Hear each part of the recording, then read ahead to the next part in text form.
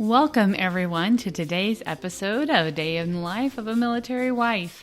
We are going to be talking about what I wish I'd known before we got into this. So, tips, tricks, ideas, things that we didn't think of as civilians about what being a military spouse would mean to us. And there's going to be some stories, so a huge shout out to everyone who contributed today, either with their ideas or their stories. Some topics are going to be in this episode, and some will be saved for later episodes. I am your host, Sam Wolf, and this is The Life of a Military Wife.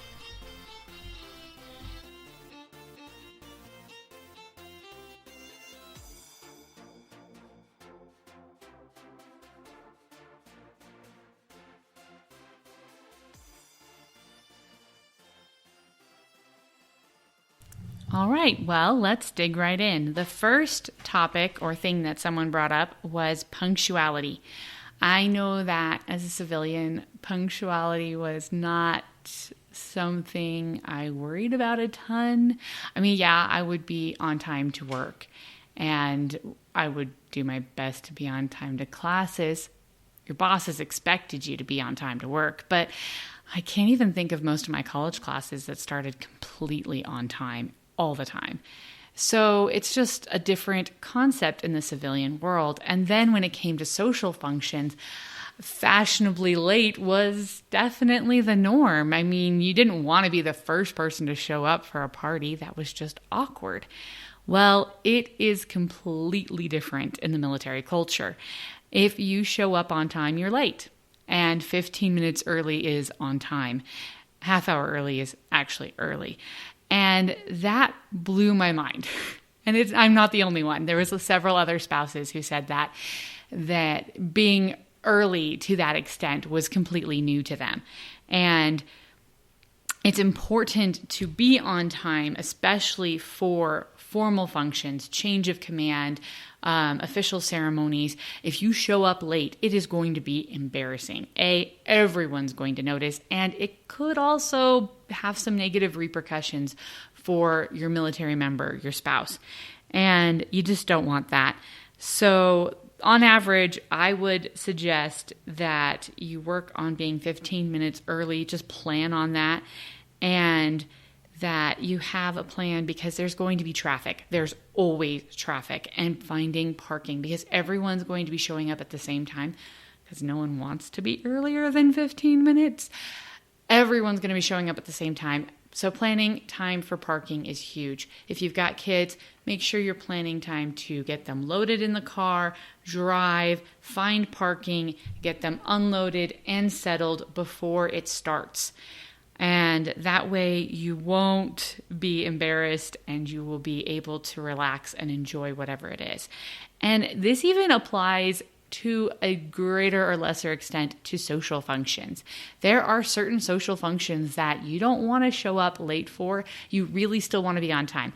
Maybe you don't have to be 15 minutes early, but on time is still a good policy, because, as the story I'm about to share will illustrate, social functions still start on time.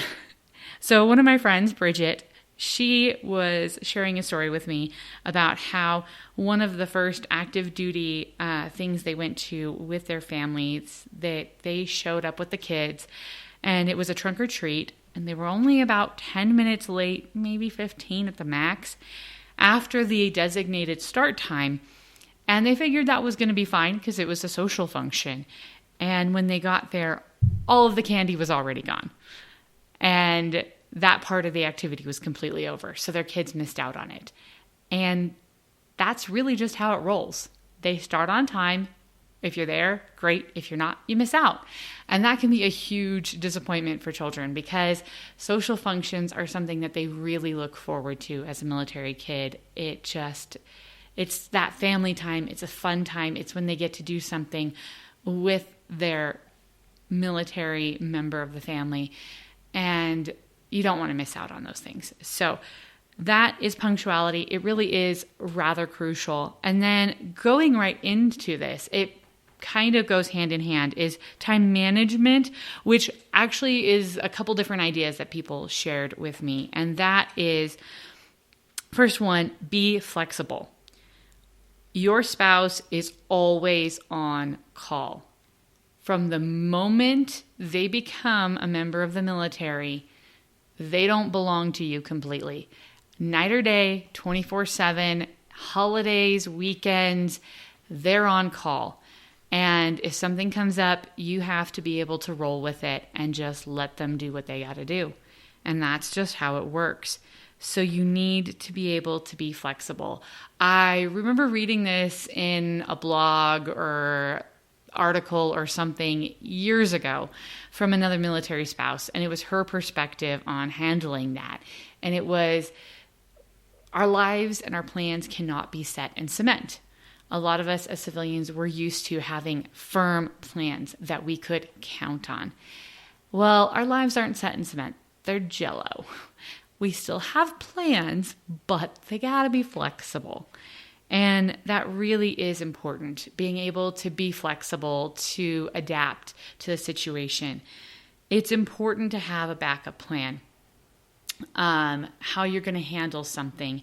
If you've got a doctor's appointment and your husband is supposed to be able to watch the kids or do XYZ while you have that doctor's appointment, and then all of a sudden they're not because an emergency happened, you need to be able to have a support system of someone who can rely on in those moments when those things happen. And just knowing that you've got a support system is going to be a huge blessing and help for you to have the courage to just be flexible and face whatever comes. I know that it's made a huge difference for me. There's been times where I've had to rely on other people because as much as my husband wanted to be there for me, he couldn't. So just remember to have a system in place and come up with backup plans. And then make the time that you have together count. Make the time that you've got with your spouse important. Instead of holding a grudge that he had to work an hour late and he missed dinner with the family, just be willing to let that go when he walks in the door, as much as it hurts you and as hard as it is, and just talk to him about his day, give him a hug, snuggle, make it count, because he wants to come home and just enjoy what time he has with you and with the family as much as possible, and leave work behind whenever he can. And it's not easy. As a military spouse, someone who deals with this on a daily basis, it can be really hard to let that frustration and anxiety go and not want to vent to them about how disappointed you are that they missed dinner or missed your anniversary or you had to cancel a date or they missed a kid's birthday. But you know what? That's only going to make them feel worse. They already wish they had been there. They're already upset that they missed out. They don't need extra burden from that. So if you need to talk to someone else, have a gal pal, have someone you can call and vent to and get those emotions out and those frustrations out so that when your husband's home, you can just enjoy being with him. This is the next one I actually think is kind of funny because when it was brought up, I had to laugh because it was something I had not even thought of. Commissary. The commissary is a grocery store, and going into the commissary, I just kind of expected it to be like any other grocery store. And by and large, the commissary is, and so is the PX, they're just like any other store. There's a couple notable exceptions. One is you got to have your military ID on you. You can't buy anything without your military ID. At the commissary, they're just not going to let you. That's how it is. End of story. But on top of that, when you get to the checkout line and there's those baggers there, I am used to typical grocery stores where the baggers are paid by the grocery store to be your bagger. That's their job. Well, the commissary is a completely different story. Your baggers are not paid. They do this for tips. Tip your baggers. Tip them well. Some of them really are veterans, and this is how they get their money. Anyway, next topic is kind of a fun one. It's kids and their confusion with the uniforms. So my friend is one of the ones who brought this up to me. Evidently, her daughter has a hard time distinguishing her spouse from other people in uniform. And I hadn't really thought of that either when we were first joining up. However, we had the same problem. When my daughter was little and we were at the commissary one day, her daddy was at work and it was just me and the kids, and all of a sudden she sees a soldier who from behind looked a lot like my spouse. He was the same height, hair color, XYZ, and she just runs up and grabs his leg and gives him a big hug and says, "Daddy!" It was not my husband, and the soldier was totally embarrassed. He's like, not my kid, and freaking out. And turned out he was a single soldier, and he was just so confused why there was this kid grabbing his leg and saying "Daddy." Had to apologize, and it was kind of embarrassing at the moment, but it's been a funny story to look back and think about. So it really can happen. And adding masks on during COVID has not helped with the identification. Even our dog sometimes will get confused when she sees someone else in uniform. So yeah, uniform confusion really can happen. So be careful, you know who you're talking to before you start calling them honey or your kids start saying daddy. Last topic for today is housing. This is one that I will be hitting in more detail later on. Needless to say, let's break it down into 3 aspects for today's purpose of conversation. The first is on poster base, off poster base, and with off poster base, breaking it down to renting and buying. This is a huge topic that varies greatly from branch to branch of service, as well as different posts and bases. Basically, do your research. Your research is going to be your best friend on this topic. On post varies greatly because the different branches of service have different types and availability amounts for on-post housing. We've tried to get into Air Force housing, and they've got a lot less than Army, which we're more familiar with. They have a lot more. I've had friends who've been on Marine installations, and they seem to also have a smaller selection. Don't have much experience with Navy, but everything is different from one base and post to another. So do your research on that. Find out how old it is, what's available for each rank, and get on those lists early.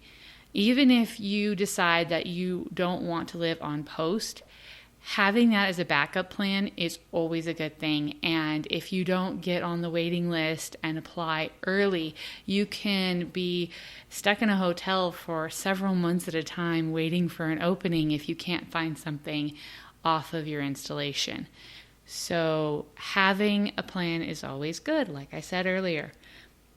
The next thing with off-post/off base is renting. When you rent, a lot of renters in these communities know what the BAH is. They know how much the military is going to be giving you for your housing, and they price the housing accordingly.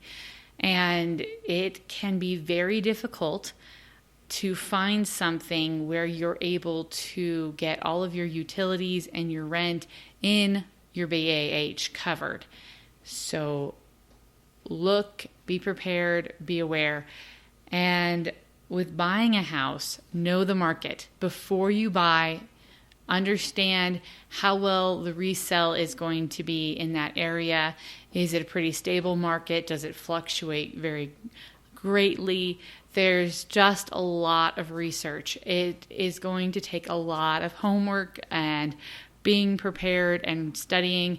And I have to say, every place we've lived has been different. We've lived on an installation and we've lived off installation, and we've rented and we've owned, and every single time it has been a different ball game. So you just have to do your own research. You have to be prepared, make friends, ask questions, get on Facebook pages, just, be involved, be proactive. That's your best policy. And that really is most of what I was going to cover with that. Like I said, huge topic. I will cover it in more detail. There is a lot of different factors into finding a place to live. And that is a really important thing when you're first getting in, because you want to be able to feel at home. You know that it's going to be temporary, but you still want to have a home. That's all for today's episode. If you have questions or would like more information about anything that we discussed today, or would like to make suggestions on topics for other episodes, I have a Facebook page for the podcast. It is Life of a Military Wife, and you are more than welcome to post ideas, share stories, and look for any other resources that I have posted. I will be trying to connect resources for each episode on the Facebook page, and that way we can connect and communicate. Don't worry, I have lots of ideas for topics in the future, and I will be hitting especially the housing thing later because, as I said before, tons to talk about. I am so grateful for your support, and this is Life of a Military Wife, and I am your host, Sam Wolf.